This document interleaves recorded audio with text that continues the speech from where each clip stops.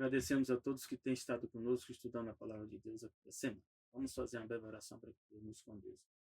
Nosso Deus e Pai, esteja conosco, pedimos sua ciência, tua proteção e cuidado. Pedimos em nome de Jesus. Amém. O tema da semana é nos Salmos. Vamos ter duas partes. Essa semana, parte 1, na semana que vem, parte 2. E para nós falarmos a questão dos Salmos, os Salmos, de fato, é um livro que envolve, várias profecias, relacionadas ao plano da redenção, relacionado ao Salvador. E nós podemos perceber, que um dos temas bem tocados, bem citados na Bíblia é a palavra cordeiro.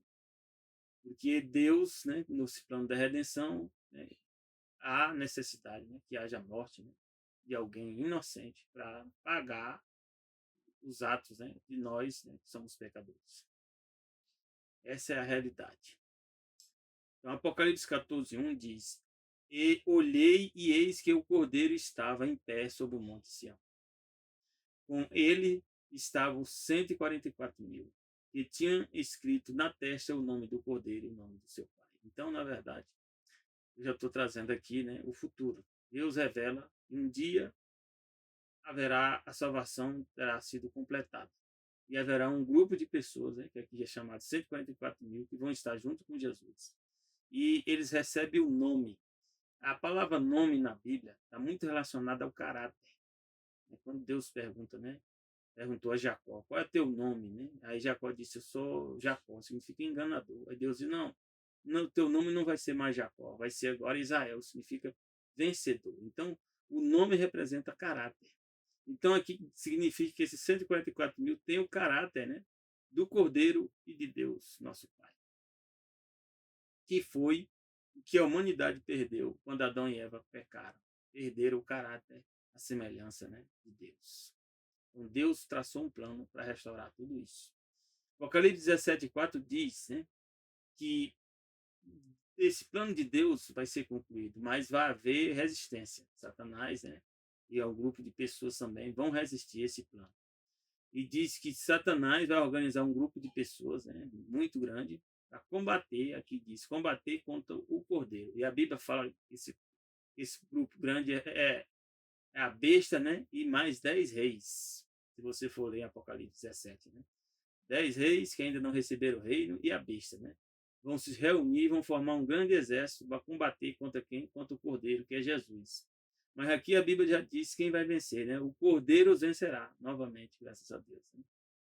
Satanás foi vencido no céu e também vai ser vencido aqui na terra. E diz aqui, por que ele vai vencer? Porque ele é o Senhor dos senhores e Rei dos reis. Então, o Cordeiro, nós sabemos com certeza que é Jesus. Se você tivesse dúvida, é só procurar, sobre João, todos os outros, senta Jesus, que é o Cordeiro. Mas a Bíblia diz que o Cordeiro é o Senhor dos senhores e Rei dos reis. Esse título só pode ser dado para Deus. Ninguém mais. E diz mais ainda, que vencerão junto com o Cordeiro aqueles que estão com ele. E são o que eles? Foram chamados. Quando é que você é chamado? Quando você recebe o convite, através da pregação do Evangelho. Se você não recebeu esse convite ainda, você recebe agora comigo. Deus está te chamando a fazer parte desse grupo. E eleito. Quando é que você se torna eleito? Quando você aceita Jesus como Senhor e Salvador, toma a decisão de fazer parte do povo de Deus, você passa a ser eleito. E fiéis são aqueles que permanecem com Jesus até o fim. E alguns vão abandonar, infelizmente. Mas tem outro grupo, Então tem um grupo que vai estar com Jesus, o grupo vencedor. Mas tem outro grupo que vai ouvir a pregação do Evangelho e vai rejeitar. E quando Jesus voltar, eles vão dizer essas palavras aqui. Espero que nós não tenhamos parte desse grupo aqui. Que eles vão dizer o quê? Diziam aos montes e aos rochedos: cai sobre nós e escondei-nos do rosto daquele que está sentado sobre o trono. Então, quando Jesus vem, sentado no trono, e vê essas pessoas, eles tentam fugir, e chegam a dizer essas palavras. Eles sabem, que, na verdade, o Cordeiro, que é Jesus, estava falando a verdade. Que a Bíblia é a verdade, que a palavra de Deus é a verdade. Então, muitos só vão descobrir isso aí nessa época.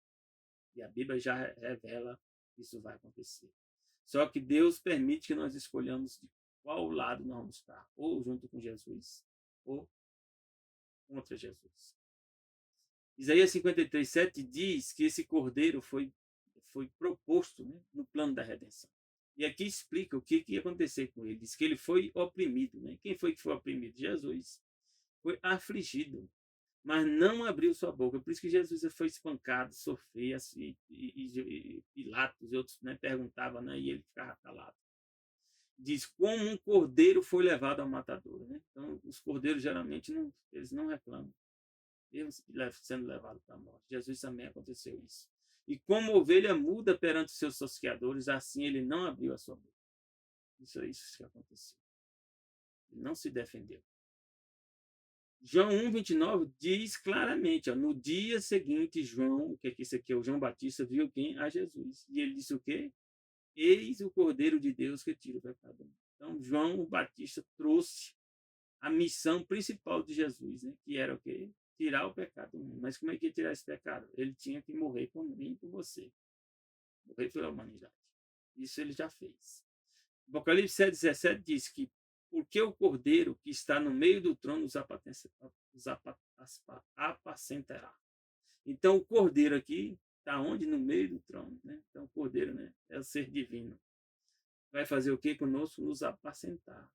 Cuidar de nós. Interessante, né? O cordeiro geralmente é apacentado.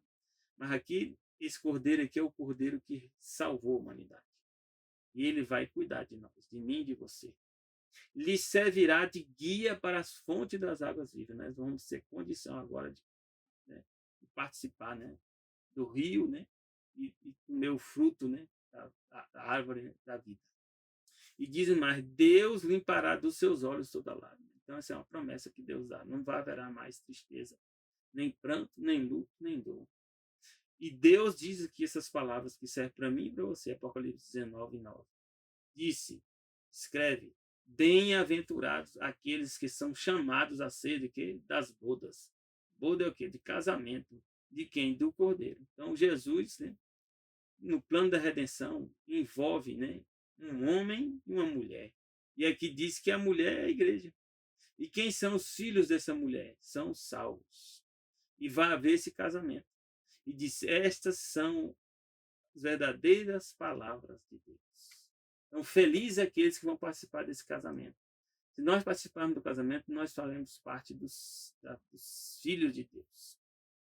E a igreja será a esposa. Jesus é o esposo.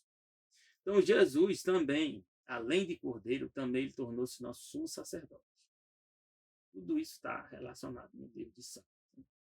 E diz aqui, Êxodo 25, verso 40, Deus falou para Moisés o seguinte, atenta, pois, que eu faça, né, o santuário, né, o tabernáculo, né, o santuário, conforme ao seu modelo que te foi mostrado no monte. Então, que modelo é esse? É o modelo do céu. Então, Deus revelou a Moisés o modelo do céu para que ele pudesse o quê? Pegar a visão e poder construir um similar.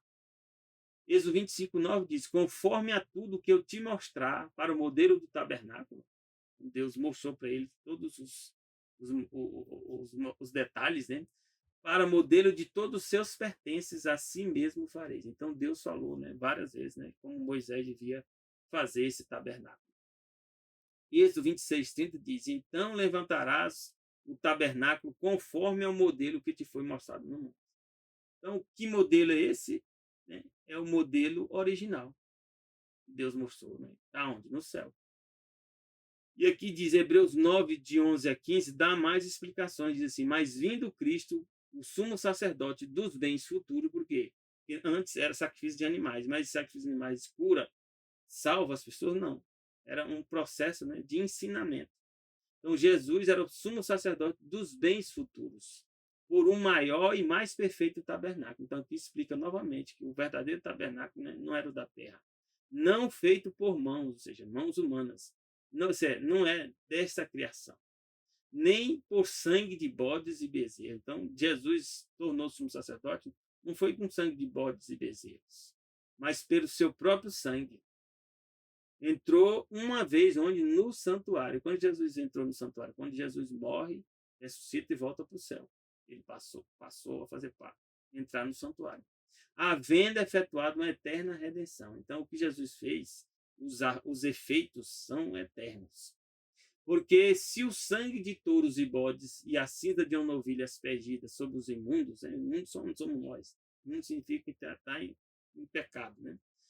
Então, está dizendo, porque se esse sangue de bode ou cinza de novilha santifica quanto à purificação da carne, quanto mais o sangue de Cristo, que pelo Espírito eterno. Então, Jesus se oferece para salvar a humanidade também pelo Espírito Santo, que é o Espírito eterno. Se ofereceu a si mesmo. Por que Jesus se oferece a si mesmo? Porque ele se oferece a Deus. Então, quem é Deus? Pai, Filho e Espírito Santo. Então, também ele ofereceu também a si mesmo. Imaculado, como diz aqui a Deus. E Deus, Pai, Filho e Espírito Santo. Ele vai purificar as vossas consciências das obras mortas. Então, nossa mente também tem que ser purificada. Que fala aqui em consciência. Para servirdes a Deus vivo, então aqui faz uma pergunta. Se sangue de bode de touros, eles serviam, né, para santificar as pessoas quanto à parte, né, humana, ou seja, carnal, mais ainda, né, vai servir o sangue de Jesus, né, para nos purificar de todo o mal, né? É isso que está sendo dito aqui. E diz que por isso Jesus é o mediador de um novo testamento. Que novo testamento? Que é o testamento? O testamento ocorre quando alguém morre, né? Ele é executado quando alguém morre. Quem morreu? Quem morria antes? Os animais. E agora, quem morre agora? Jesus. Por isso que fala o Novo Testamento. Ele é o mediador de um Novo Testamento, para que, intervindo a morte para a remissão das transgressões, que havia debaixo do primeiro testamento. Então, na verdade, ele entrou, né, porque aquele primeiro testamento, que é baseado em animais, não só resolvia o problema. Então, os chamados, né, recebam a promessa da herança eterna. Então, Jesus nos dá a promessa, né, de herança para mim e para você eterna. Nele. Porque ele garante. Então, Jesus também promete que aqueles que serão salvos estarão um dia no Monte Sião. Apocalipse 14, 1 fala. Eu olhei e eis que estava o Cordeiro sobre o Monte Sião. Se estava no Monte Sião, significa que nesse Monte Sião estava no céu ou vai estar na terra. Nós bem sabemos que o Monte Sião vai estar na terra. E com ele, os 144.000 e as suas testas tinham escrito o nome de seu pai. Então, aqui está dizendo agora que está o nome de seu pai, o nome de Deus, né? Deus. Né? E com ele, 144.000, uma quantidade de pessoas que representam a humanidade. Né? Aqui, Salmos 15, de 1 a 5, diz: Senhor, quem habitará no teu tabernáculo? Então, aqui é uma resposta, né? Como é que nós vamos estar fazendo parte desse grupo dos salvos? Quem morará no teu santo monte?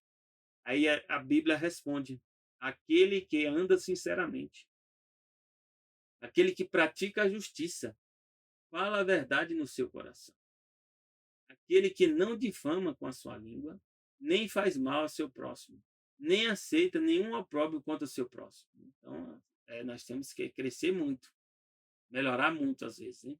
A cujos olhos o réprobo é desprezado, ou seja, a pessoa que rejeita Deus, que é inimigo de Deus, a gente não apoia, né?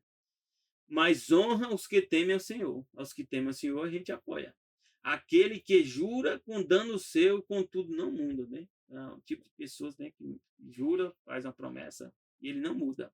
Aquele que não dá seu dinheiro com usura, ou seja, com juros exorbitantes, né, para fazer com que a pessoa, né, não consiga pagar. Nem recebe peitas contra o inocente. Quem faz isto, diz aqui, nunca será o quê? Abalado.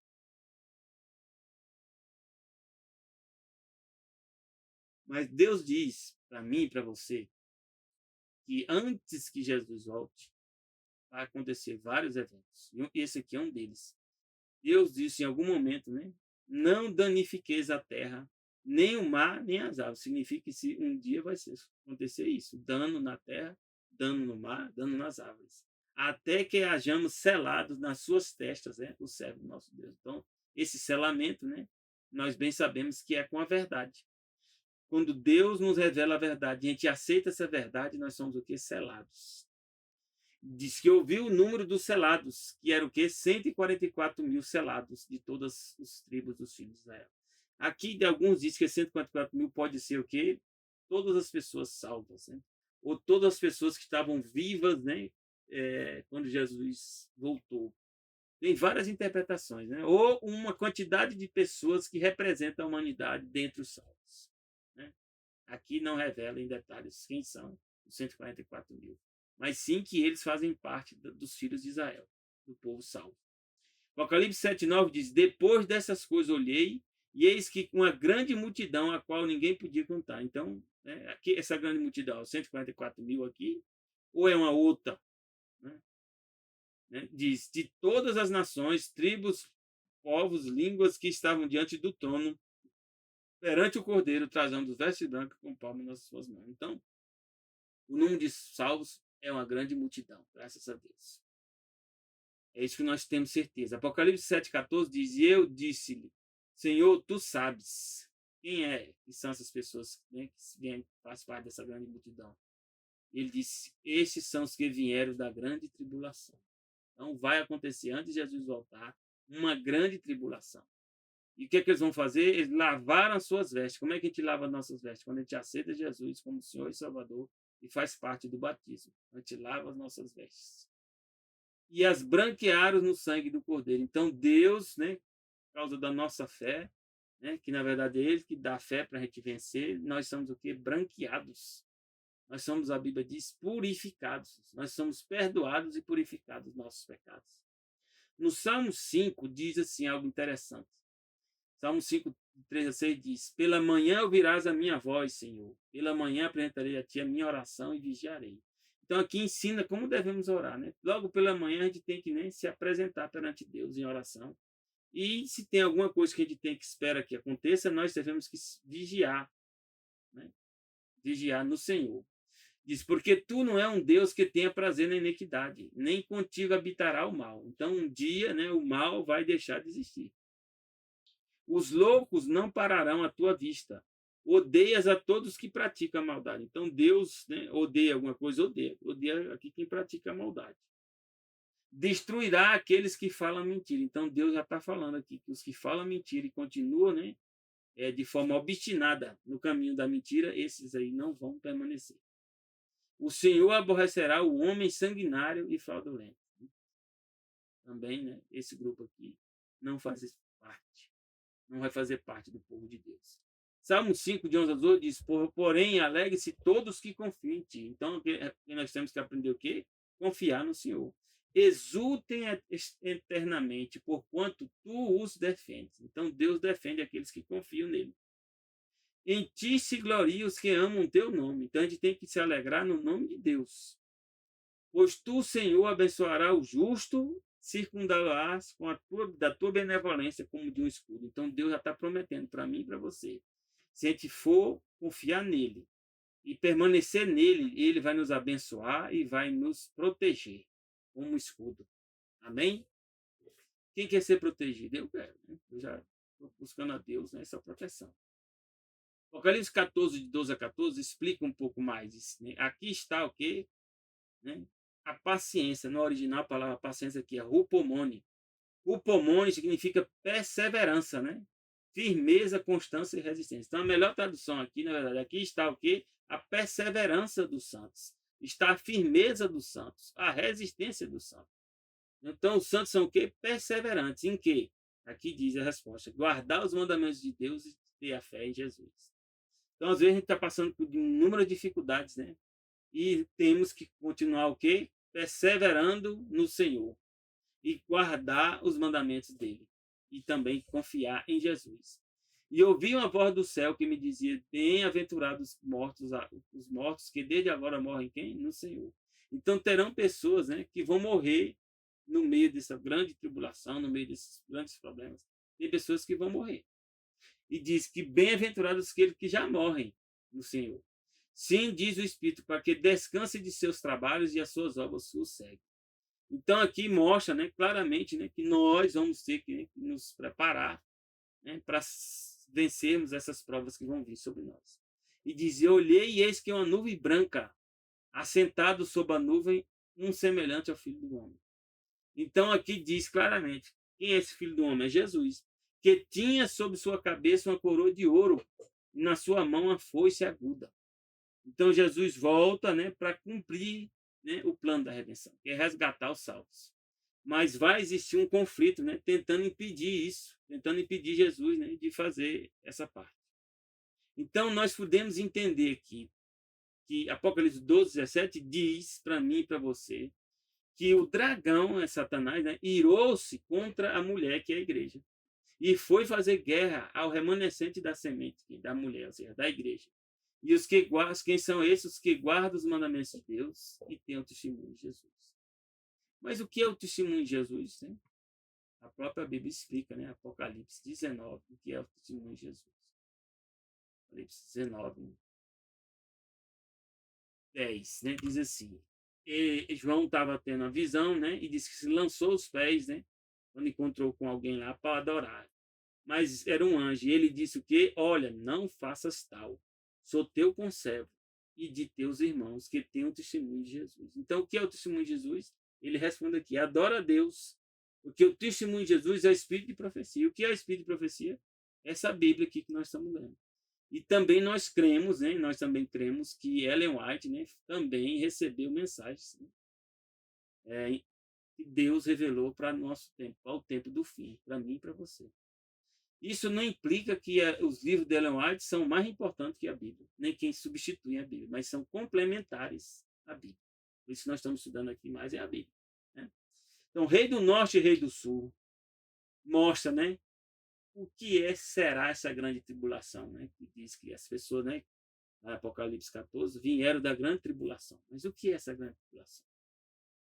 Já aconteceu tanto problema na humanidade, ainda vai acontecer mais problema, a Bíblia diz que vai. E diz que no meio, antes de acontecer esse conflito, né, vai existir uma batalha entre o rei do norte e o rei do sul. Na época, o rei do norte está relacionado ao povo de Israel. Acima, o rei do norte significa o quê? Os povos babilônicos, né? E abaixo, né, o povo, né, da região do Egito. E esses povos, né, depois que Alexandre o Grande morre, né, eles ficam brigando entre si. Né, porque Alexandre o Grande morre e ele tem 4 generais, né, Cassandro, Lisímaco, Seleuco e Ptolomeu. Eles dividem, né, o reinado, né, de Alexandre e aí surge o Império Romano. E eles depois, nessas divisões, começam a ter guerras. Né? E a Bíblia diz que essas guerras, né, iriam continuar, né, até o fim, até a volta de Jesus, entre o rei do norte e o rei do sul. Então, aqui tem uma explicação, né, que eu peguei da revista Adventista, né, que explica, né, algo que eu comungo, né, da mesma ideia, que diz assim, as profecias apocalípticas se desdobram, né, em 4 paralelos, os quais acrescentam novos detalhes ao tema já abordado. Então, ela trata do tempo do fim. E a visão de Daniel 11, né, Daniel 11 revela justamente esse conflito, né, entre o rei do norte e o rei do sul. Esses conflitos entre o rei do norte vai trazer o quê? A grande tribulação. E descreve um conflito prolongado entre o rei do norte e o rei do sul, nos versos 40 a 45, no qual o norte prevalece no final, né, antes de Jesus voltar, quem prevalece é o norte, sobre o sul, pouco antes de investir contra o glorioso Monte Santo. Então, alguns interpretam, né, que esse Monte Santo, na verdade, é o povo de Deus, é a igreja de Deus, que vai ser perseguida. Quem é essa igreja? Nós já vimos lá que a Bíblia diz que são o quê? Os que guardam o mandamento de Deus e têm o testemunho de Jesus, que seguem o Espírito de profecia, que é o que? A Bíblia. Então, as pessoas que guardam o mandamento de Deus e seguem a Bíblia vão ser perseguidas, como foram no passado. E diz, esse glorioso Monte Santo, ou seja, os mesmos santos das visões de Daniel 7:8. As expressões Monte Santo e Monte Sião frequentemente indicam o santuário e o povo de Deus. Então, nós vemos lá né, que viu os 144 mil lá no Monte Sião, né, que é o lugar onde Deus habita, né, onde está o santuário de Deus. É o chamado Monte Sião. E Monte Santo, né, está relacionado também, né, com o lugar onde Deus, né, se revela. Então, assim, nesse conflito protagonizado entre o rei do norte e o rei do sul, Daniel 11, diz que o norte representa o poder religioso que pretende ocupar o lugar de Deus. E, de fato, o rei do norte depois se desenvolve, né, como Império Romano, e depois do Império Romano vem o quê? O poder papal. E ele continua vigorando, né, até hoje. Né?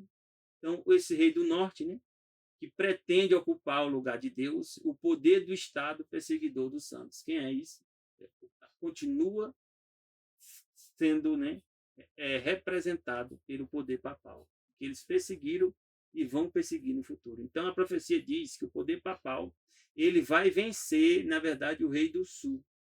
E quem é o rei do sul? O rei do sul representa os esforços humanos, né, que era o Egito. Né? O Egito rejeitava a Deus, né? Ele era um povo, né? Ele queria ser Deus. Representa os esforços humanos que rejeitam a Deus e têm fé apenas na humanidade. Ou seja, são os poderes seculares fundados nas ideologias ateísticas e materialistas. Hoje seria isso que representaria o Rei do Sul. São as ideologias ateístas e materialistas. Né?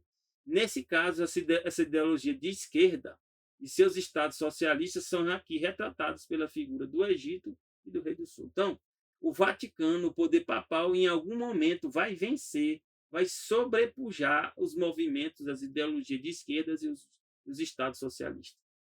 Estados socialistas que nós temos China, Coreia do Norte, Cuba, né, Venezuela, né? O Brasil também está indo nesse caminho, né, do Estado socialista. Nós estamos em plena fase de transição. E dera a Deus que não ocorra isso com o povo, né, brasileiro, mas nós estamos nesse caminho. Porque Estado socialista, o que é o Estado socialista? É um Estado onde o Estado é um grande Estado. Ele decide até o que você pensa. E aí nós podemos ver, né, essa tentativa de controlar as pessoas, né, até o que fala na internet. Isso é sinal, é um sintoma do Estado grande. E isso é uma característica, né, dessas ideologias, né, materialistas e ateístas, que eles acham que o Estado é quem vai salvar a humanidade, que o Estado é quem vai resolver o problema da humanidade. E não é. Nós sabemos que não. Quem vai resolver é Deus. Mas a Bíblia diz aqui que o poder do Vaticano vai sobrepujar esses poderes aqui no futuro, antes deles perseguirem, né, atacarem o povo de Deus. Então, a grande tribulação vai ser o quê?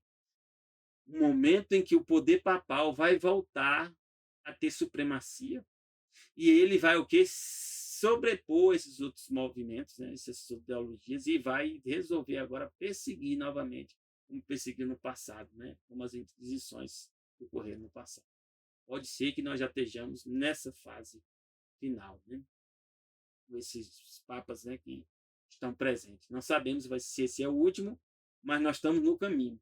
Então, o que é a grande tribulação? A Bíblia diz que depois, né, que o poder papal ele assumir de volta o poder, né? E esse quem deu esse poder para ele, né? A Bíblia diz que foi o dragão, Satanás, deu poder, trono e autoridade, que a Bíblia chama em Apocalipse 13, né? De 1 a 3, chama de besta, é o poder papal, e diz que uma das cabeças dessa besta, né, é o poder papal. E a besta, na verdade, é o poder político religioso, né? Que vai dar força ao poder papal. Então, diz que nesse tempo, né, que tiver esse conflito sendo resolvido, né, quando o poder papal se sobrepujar junto com o Estado, ou seja, passar a ter controle do Estado novamente, o poder papal, diz aqui em Daniel 12, de 1 a 3, diz, naquele tempo vai se levantar quem? Miguel. Miguel é Jesus. Miguel significa uma afirmação ou uma pergunta. Aquele que é como Deus. Então, aquele que é como Deus, quem é? Jesus, que é o próprio Cordeiro, né, que nós vimos antes, é o grande príncipe. Príncipe que na Bíblia, no original, chama cabeça, chefe, é o grande chefe, que se levanta a favor dos filhos do teu povo. Então, se levanta por causa de mim e de você, se a gente estiver do lado da verdade, do lado dele. E haverá o quê? Um tempo de angústia, qual nunca houve. Esse tempo aqui é a chamada grande tribulação. Então, se já houve tanta crise, né, ainda vai haver essa crise. Vai, a Bíblia diz que vai. Essas crises será o quê? Mundial. Desde que houve nação até aquele tempo. Né? E diz, mas naquele tempo, né, vai acontecer essa crise? Vai. Mas naquele tempo, Jesus vem para livrar o povo dele, os salvos.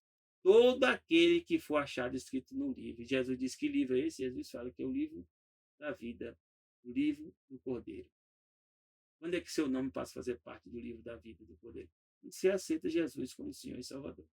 Quando você passa pelo batismo, e aí você passa a fazer parte do povo de Deus. Mas seu nome pode ser retirado? Pode, você pode desistir e abandonar a fé. Diz, os que forem sábios. Quem que são os sábios? A Bíblia diz que o sábio é aquele que teme a Deus, aquele que respeita a Deus, aquele que tem coloca Deus em primeiro lugar. A Bíblia diz, esse é sábio. Esses aí vão resplandecer como o fulgor do firmamento. Né? Deus vai nos conduzindo, vai fazendo a gente cada vez melhor. E diz, e quem são esses? E os que a muitos ensinam a justiça. Como é que a gente ensina a justiça aos outros? Ensinando a palavra de Deus. Ensinando a verdade das pessoas. Como as estrelas sempre e eternamente. Então, essas pessoas que ensinam, né? Eu oro para fazer parte desse grupo, né? Elas vão cada vez mais brilhar, brilhar, brilhar, brilhar. Ensinando as pessoas. Então, aqui diz, né? O comentário, né? Explicando isso aqui. Nesse tempo, ainda hoje, no tempo de hoje, o Senhor ainda toca o coração de reis e governantes em favor do seu povo. Então a gente ainda não foi perseguido, porque Deus ainda tem alguns reis e governantes na terra que Deus está trabalhando no coração dessas pessoas. E compete aos que estão profundamente interessados na questão da liberdade religiosa. Então, no futuro, esse tempo de angústia vai envolver o quê? Liberdade religiosa. Na verdade, o que é liberdade religiosa? É liberdade de consciência, é liberdade de expressão, liberdade de pensar e poder falar. Por isso vocês estão vendo que está havendo o controle tentando impedir as pessoas de falar. Mas eles querem, na verdade, é impedir as pessoas de pensar. Esse aqui é o ponto. E para chegar no ponto de tentar controlar a liberdade religiosa das pessoas. Aí você vê que nos países socialistas, a religião é perseguida, somente o cristianismo. Aí você pode investigar, né? China, Coreia do Norte, né? E vários outros lugares. E a religião cristã é perseguida. E diz que nós não devemos, né, dispensar de qualquer favor para manter a liberdade religiosa. Tá vendo?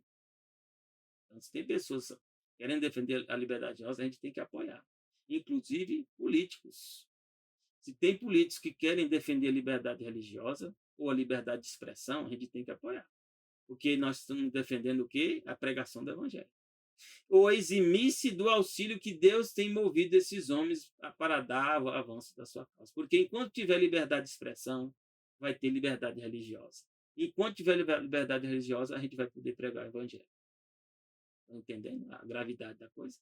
Por isso que nós temos que orar para o Brasil não entrar nesse sistema, né, socialista que ele está aparentemente entrando.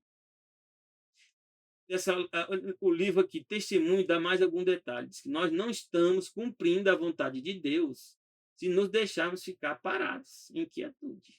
Por isso que eu não estou calado, não, eu estou falando.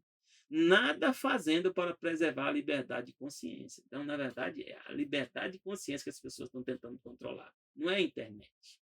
Começa pela internet e depois vão para os livros. Já começou, né? Alguns livros já foram proibidos, já foram confiscados. Isso aconteceu também na Alemanha, de Hitler.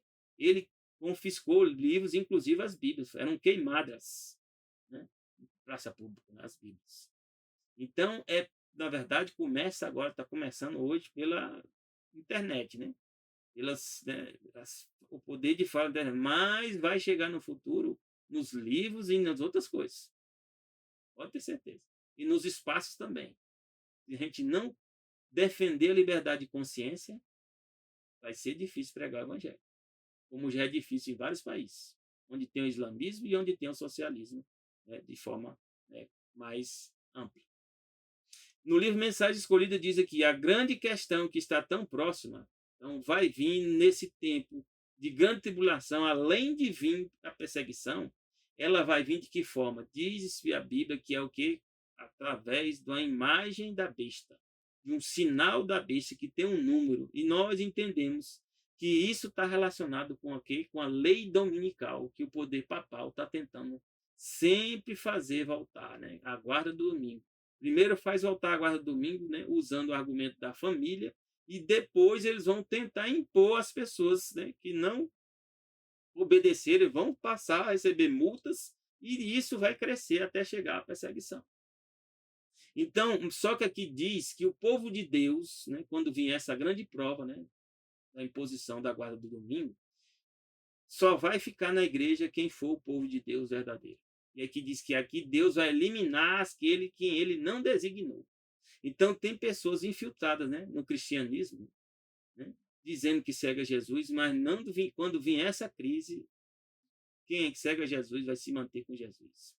E diz que Jesus, né, vai ter um ministério puro, leal, santificado e preparado para a chuva serôdia, que ele prometeu dar para aqueles que faz parte do povo dele. Para que vai vir a chuva serôdia? Para a gente resistir a essa grande tribulação, para a gente vencer essa prova final. E aí, nesse momento, já não tem mais denominação religiosa. Tem quem? Aqueles que guardam os mandamentos de Deus e seguem a Bíblia. Isso aí Deus vai unir, né? Católicos, adventistas e pessoas de várias origens vão entender que a Bíblia estava falando certo e eles vão tomar a decisão do lado da verdade.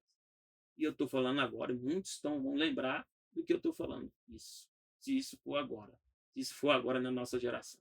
Vão ter a oportunidade de lembrar. Né? Então, o plano de Deus, meus irmãos, sempre foi que nós fôssemos semelhantes a Ele, em caráter. Então, Êxodo 33, 18 a 20 diz, né, chegou o momento que Moisés chegou e falou com Jesus. Né? Jesus, né? Porque eu falo logo Jesus, né? Porque o Deus que apareceu para Moisés era Jesus. Porque Jesus mesmo revela que ninguém nunca viu o Pai. E quem foi que se revelou para Moisés como Deus? Jesus.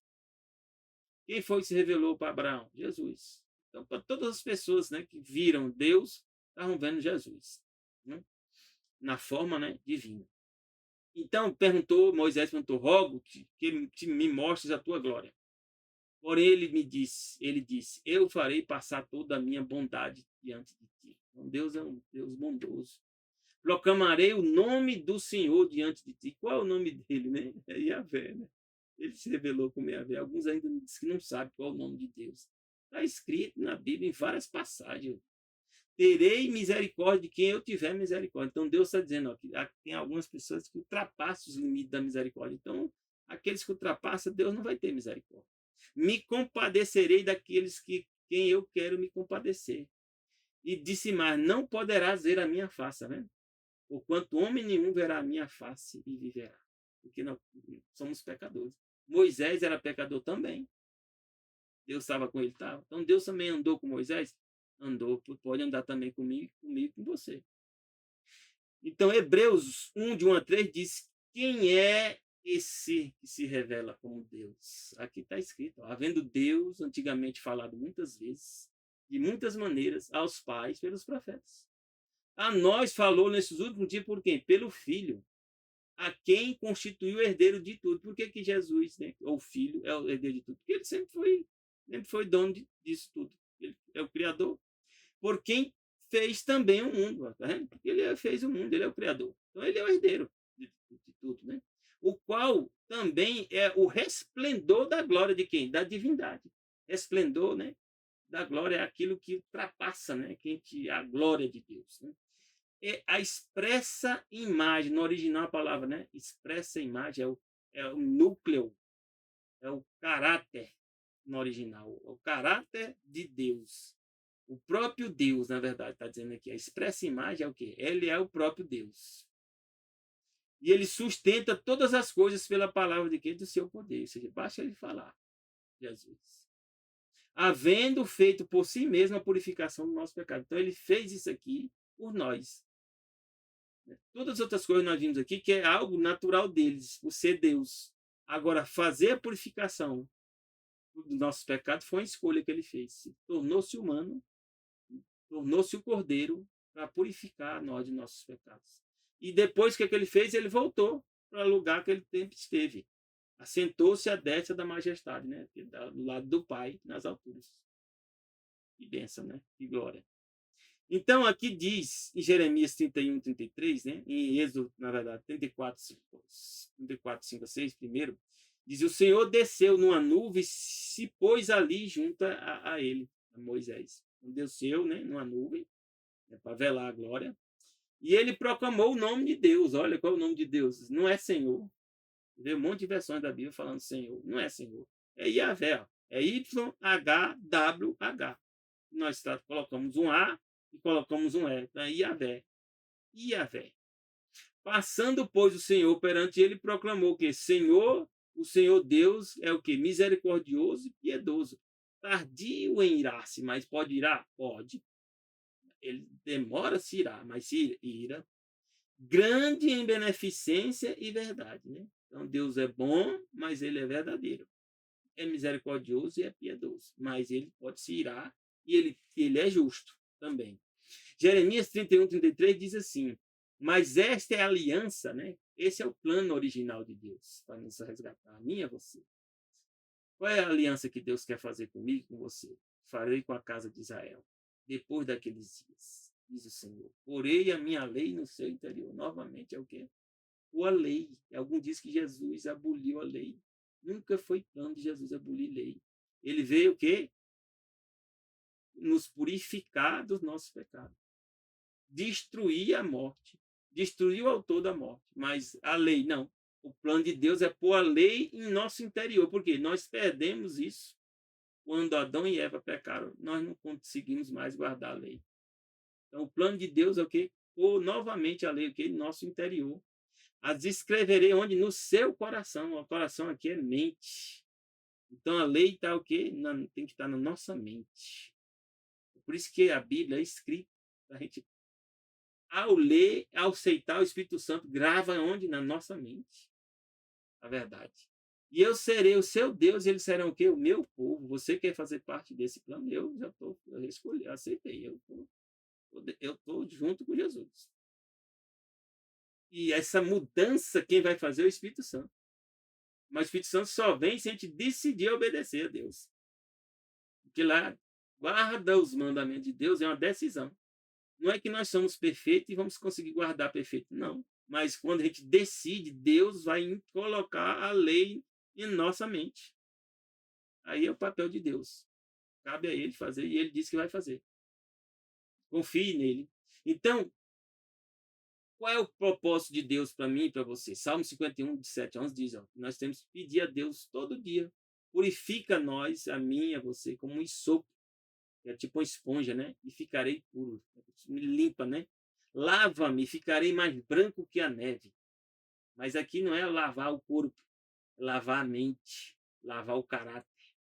Faze-me ouvir júbilo e alegria, para que goze os ossos que tu quebraste. Então Deus às vezes quebra a gente, quebra, para a gente poder ir para o caminho correto. Às vezes nós quebra, né? Dá um problema, uma dificuldade. Esconde a tua face dos meus pecados. Então como é que Deus faz isso? Só há um jeito, olhando para Jesus. Então quando Deus olha para Jesus, né? Jesus, né, nos reveste, né, com a glória dele, nossos pecados não são escondidos. E apaga todas as minhas iniquidades. Como é que é feito isso? Novamente com Jesus. Jesus morre por mim, por você, e ele nos purifica, porque ele dá a vida dele para mim e para você. Cria em mim, ó Deus, um coração puro. Aí, ó. Nós temos que ter uma mente pura. Temos que orar diariamente. Renova em mim o espírito que reto. Não me lances fora da tua presença. Eu oro sempre também isso aqui. Nós não podemos ser. Não retires de mim o teu Espírito Santo. Nós temos que orar todo o tempo, né? Por quê? Porque nós podemos fazer atos que fazem, né, afastar o Espírito Santo de nós. Então a gente tem que estar em oração constante para que Deus não retire de nós o Espírito Santo. Porque o único meio de nos transformar é o Espírito de Deus, o Espírito Santo. E alguns ainda dizem que o Espírito Santo não é Deus. Meu amigo, não vá por esse caminho. A Bíblia diz que é o Espírito eterno, Espírito Santo. Salmo 51, de 12 a 14 diz: torna a dar-me a alegria da tua salvação. Quando a gente é perdoado, Deus nos dá o quê? Alegria na mente, no coração. Sustém-me com espírito voluntário. E a gente agora tem coragem de fazer o quê? De pregar o evangelho. E aí nós vamos ensinar os transgressores. Não quer dizer que eu também não sou transgressor, não, né? Não. Significa que eu estou na mesma situação do outro e vou explicar para o outro que tem uma solução. Olha, você é transgressor também, então tem uma solução. Deus me deu, me mostrou o caminho, pode mostrar para você também. E aí a gente vai revelar os caminhos de Deus para essa pessoa. E os pecadores vão o quê? Se converter. Eu também sou um pecador e tive que ser convertido. Por isso que agora eu estou falando para você aqui. Livra-me dos crimes de sangue. Então, a gente tem que orar a Deus para desenvolver nos crimes de sangue. É o quê? Os crimes de assassinato. Não, a gente não se envolver com assassinato. não é aqueles que você defende, se defende, ou defende a sua família. Alguém vai te atacar e você se defende. O povo de Israel foi atacado e eles se defenderam. É o crime que você planeja matar alguém inocente. Esse é o crime de assassinato. Então, Deus da minha salvação, livra disso, dessas coisas. Livra você também. As 3 mensagens finais, meus irmãos, que nós estamos envolvidos é essa. Temer a Deus, Apocalipse 14, 7. E dar glória. Então, temer é respeitar a Deus. Colocar Deus em primeiro lugar. E dar glória. Como é que a gente dá glória a Deus? Quando nós vivemos de acordo com o propósito de Deus. Deus me criou como homem, pode ter criado você como mulher ou como homem, né? Então, você tem que viver de acordo com o propósito que Deus te criou. Seja homem ou seja mulher. Aí, por isso que você vai entender que essa questão hoje, né, de gênero, de sei quantas formas, né, de se expressar, está totalmente ligada, sabe o quê? Com dar glória a Deus, ou não. Como é que eu dou glória a Deus? Quando eu vivo de acordo com o propósito que Deus me trouxe à existência. Aí por isso que a Bíblia diz que o sol dá glória para ele, o firmamento, né? Os pássaros, né? Os passarinhos, né? Porque eles estão vivendo de acordo com o propósito de Deus. Estão dando glória a Deus. E diz por quê? Vinda é a hora do seu juízo. Em algum momento muito próximo, né? Todos nós vamos passar por julgamento. O julgamento já começou, sabe quando? Em 1844, século XIX. Mas vai chegar nos vivos. Vai ter uma última geração viva que também vai participar do julgamento. Pode ser nós, né? E nós temos que adorar quem? Aquele que fez o céu, a terra, o mar e as fontes das águas. Só tem esse que é o Criador, não tem outro. E diz que agora, depois que a gente adora a Deus, a gente tem que prestar atenção, sabe por quê? Que a Babilônia vai cair. Caiu a Babilônia. A Babilônia significa confusão. É um sistema de governo que Satanás governa e controla. É abate chamado. Deus chama de Babilônia. E quem é que está encabeçando, chefiando? É aquela grande cidade que a todas as nações deu de beber vindo a sua ilha. Então é uma grande cidade. E a Bíblia diz que essa cidade, né, lá na Bíblia fala que é a própria onde está Roma, né? É onde está o Vaticano, né? A cidade do Vaticano, né? Porque lá está o poder principal, né, que Satanás usa para controlar as pessoas. E aqui diz, Apocalipse 14, 9 a 10, diz, nós temos que ter cuidado, não podemos adorar a besta, que a besta aqui é o poder papal. Um papa vai ter esse poder em algum momento e vai tentar impor, né, junto com a besta e a sua imagem. Quem é a imagem da besta aqui? É o poder protestante evangélico, né, que se une ao poder papal para impor o quê? Leis, né? Leis que obrigam as pessoas a mudar a sua consciência, o que está na sua consciência. E aí, as pessoas que aceitam essa imposição, diz que recebem o quê? Na testa, ou seja, na mente, ou na mão, ou seja, eles vão ser obrigados, né? Ele não está muito preocupado, mas ele vai se sentir obrigado por causa do trabalho, né? Então, essas pessoas que vão receber essa imposição, ou por causa do trabalho, né? Vão perder emprego, vão perder dinheiro, vão perder alguma coisa, então eles vão se sentir obrigados. Ou eles vão aceitar, né? Conscientemente, vão achar que é certo.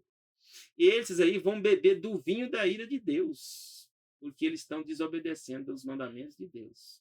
Eles não estão adorando a Deus, o Deus verdadeiro. Estão seguindo a lei de homens.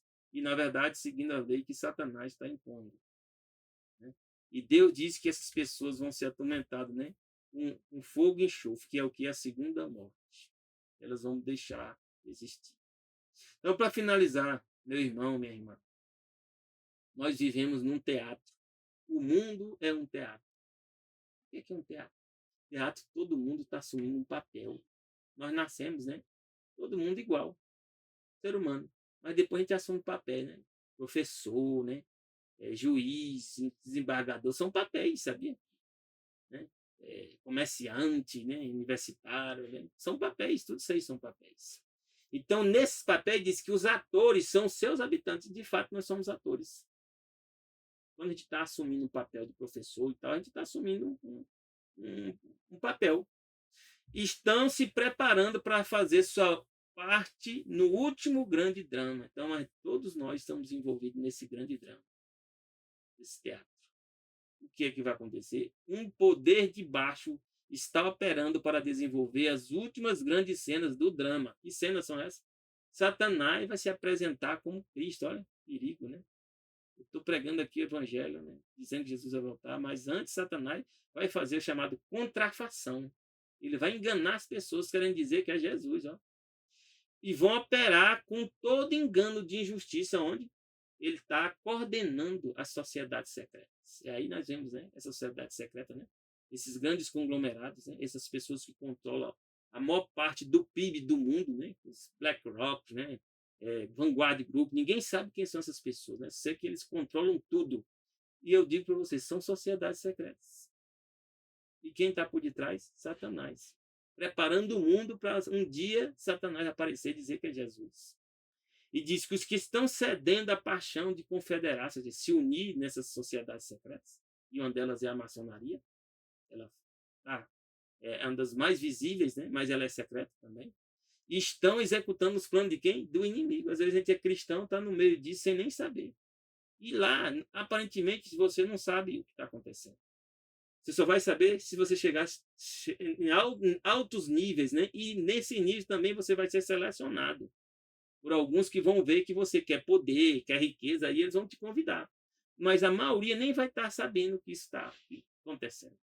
Mas o Satanás está conduzindo as pessoas como se fosse uma teia de aranha, né? Mas diz que a causa vai seguir até o fim. E no final, meu irmão, minha irmã, se você for vencedor com Jesus, que ela disse que vai ter uma guerra, né? Não falei, né? Os justos vão ser o quê? Transformados. No momento, num abrir e fechar de olhos, Jesus vai fazer isso. Os salvos. A voz de Deus, eles são o quê? Glorificados. Oh, que bênção. Agora tornam-se imortais. Que maravilha. E com os santos que foram ressuscitados, que tinham sido mortos, mas morreram na fé, são arrebatados para encontrar Jesus nos ares. Esse é o verdadeiro Jesus. Jesus não vai descer aqui na terra. Jesus não vai fazer um governo de 1000 anos aqui na terra, como alguns estão promulgando, não, viu? Jesus não vem para mais pregar evangelho para ninguém, hein? Jesus só vem para resgatar os salvos, que foram o quê? Perseguidos por essa sociedade secreta, perseguidos pelo poder, né, da besta e da imagem da besta. E diz, os anjos vão juntar esses escolhidos desde os 4 ventos da extremidade da terra até a extremidade do céu. Espero que você decida fazer parte desse grupo. Se você fizer parte, a Bíblia diz isso aqui, ó. Eu vi como um mar de vidro misturado com fogo. Quem estava lá? Também os que saíram vitoriosos da besta, vendo? Vai ter uma batalha, mas vai ter os vitoriosos da besta, da imagem do seu sinal. Então a gente tem que sabe o quê? Decidir fazer parte do povo de Deus. Se a gente fizer parte do povo de Deus, nós não vamos aceitar nem a besta, nem sua imagem, nem seu sinal. E como é que nós sabemos que nós vamos aceitar? Porque nós estaremos o quê? Guardando os mandamentos de Deus e seguindo a Bíblia. E se nós guardamos os mandamentos de Deus, o dia de guarda que nós guardamos é o sábado, não é domingo, não é quarta-feira, não é outro dia a não ser o sábado. Então, se você fizer isso, você não vai aceitar nem a imagem, nem o sinal da besta, nem o número do nome. E você vai estar um dia nesse mar de vidro tocando as harpas de Deus. E Deus te abençoe na tua decisão. Já deseja a ti o quê? Um bom fim de semana. Já deseja a ti um feliz sábado. Começa quando? No pôr do sol da sexta, no pôr do sol do sábado. Graça e paz de Deus para ti e teus familiares. Amém.